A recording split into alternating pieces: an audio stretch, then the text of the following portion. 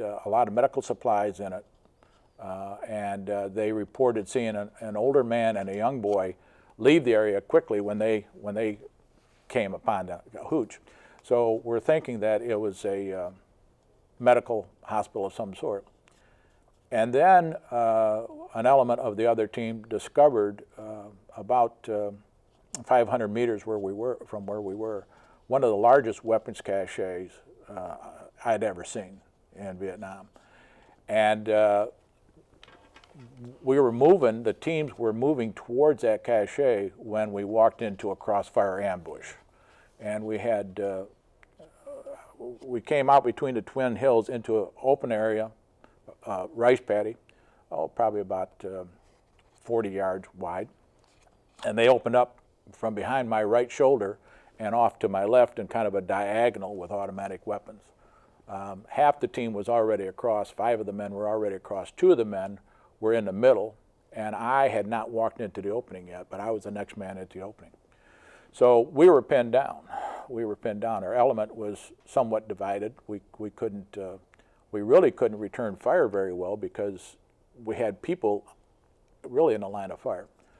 We were spread out, we were pinned down, and my thought was, as team leader, the enemy is going to maneuver now and get us in, because we were protected a little bit from the hills. They were going to maneuver now, and they'd be firing right down our throats. How did you get out of that?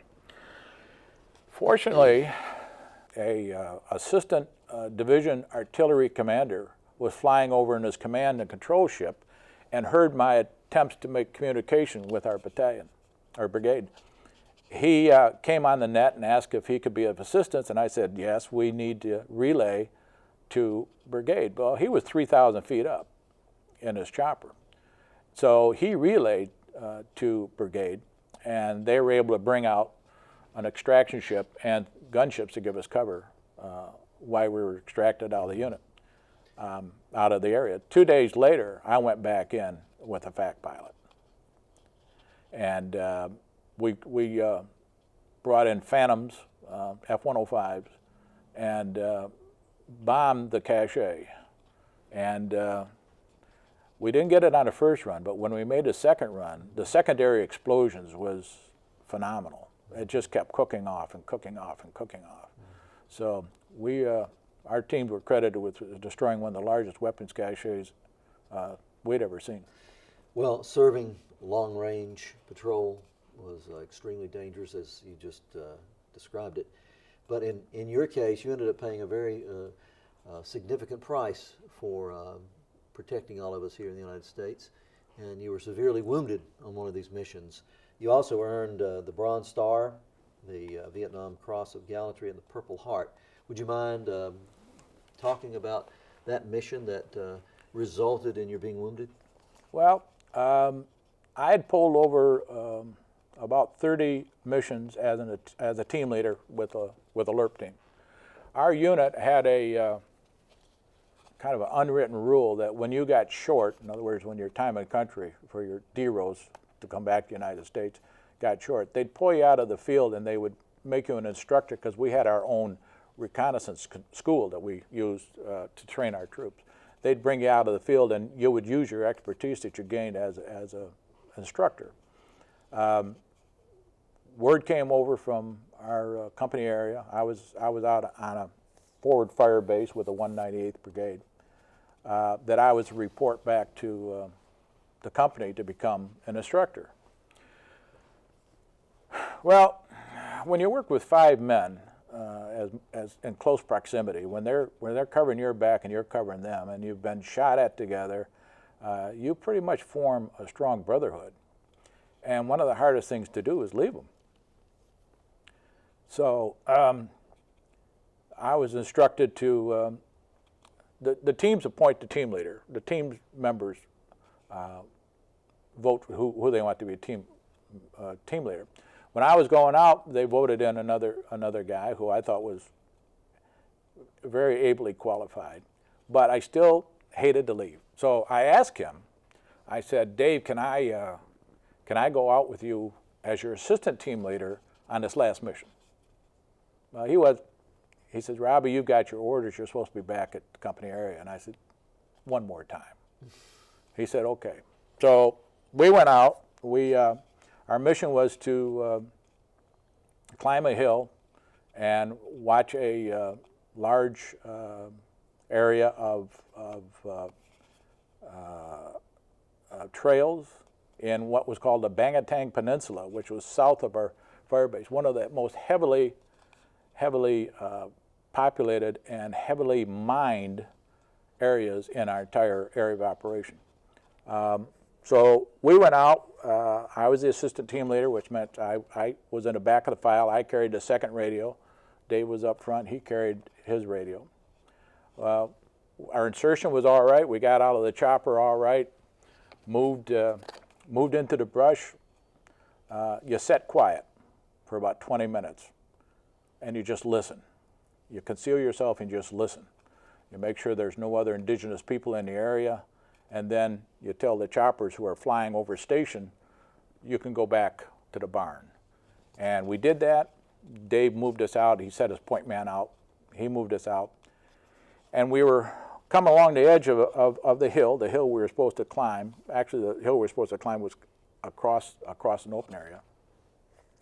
And I could see that Dave, I thought he was going to be going across the open area as opposed to staying with the hill. It'd been a longer route. Mm-hmm. If we skirted the hill, we would have got to the same place.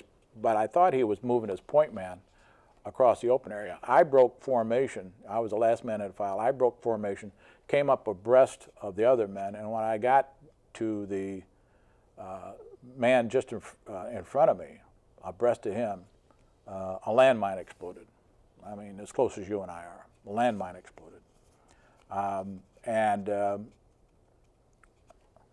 had the feeling it was just a big ball of fire, big flash, and then everything went black. And I remember I was conscious. I remember landing, and because my pack weighed so much, I landed sitting up, just like in a chair. The explosion had amputated my left leg. My right leg was shattered in 4 places. I was burned over 30% of my body. I was temporarily blinded by the flash, but I was conscious. The other guy, who I talked to several years later, figured he hit the mine. He lost both legs. So we had, and the guy in front of us got shrapnel all up his back from the landmine. So we had 3 out of 5 guys seriously wounded. Dave was okay, and our point man was okay. Rocker was his call sign. My biggest fear was we're going to get hit now. The enemy's going to come in and finish it off. But it didn't happen. The guys who were not wounded tended to us, took care of us. I remember Dave in my ear keeping me awake. I was slipping in unconsciousness. He was keeping me awake. And I kept saying to him, how bad we hit, how bad we hit. And he said, Robbie, we're hit bad. So he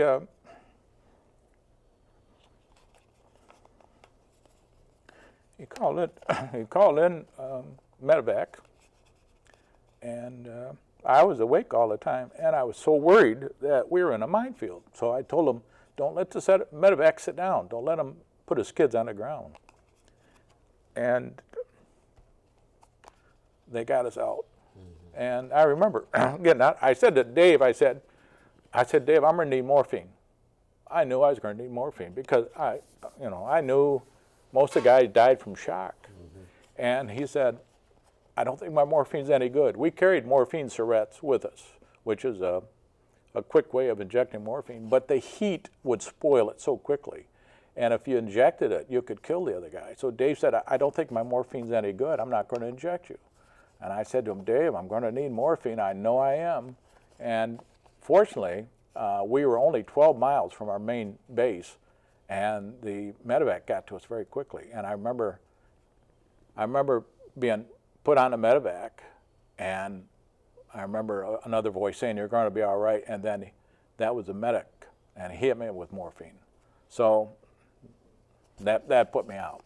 So that was your that ended your tour of duty in Vietnam and eventually military service, and you underwent treatment at Walter Reed Army Hospital and then in VA hospitals. Right. But even losing a leg didn't slow you down.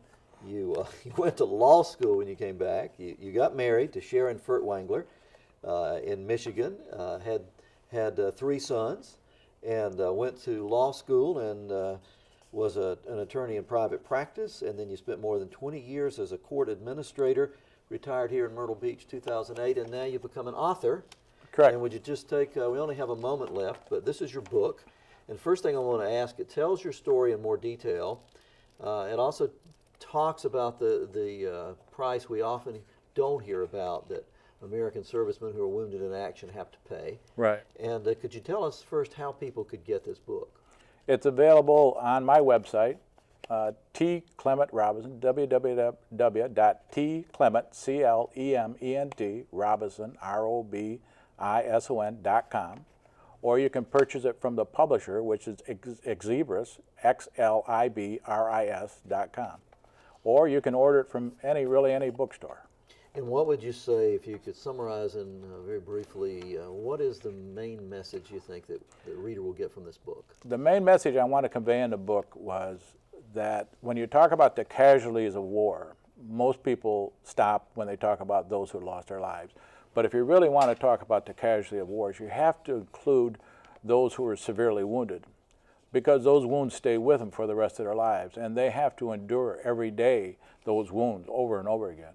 I mean, you know, I wear a prosthesis, an artificial leg, and every morning when I get up and strap that leg on, I have to fight the war all over again, because it's a very poignant reminder of the war. And the nearly 2 years I spent in the hospital recovering, the Army was very good at training me for war, but they didn't do a very good job in preparing me to survive the injuries of war.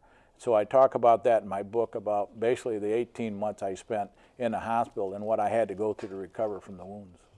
Well, the book is called WIA, Wounded in Action, by T.Clement Robison and Sergeant Robison. Right. And we want to thank you so much for your service, for your sacrifice on our behalf, and we also want to thank you for being on this program today. Well, thank you for asking.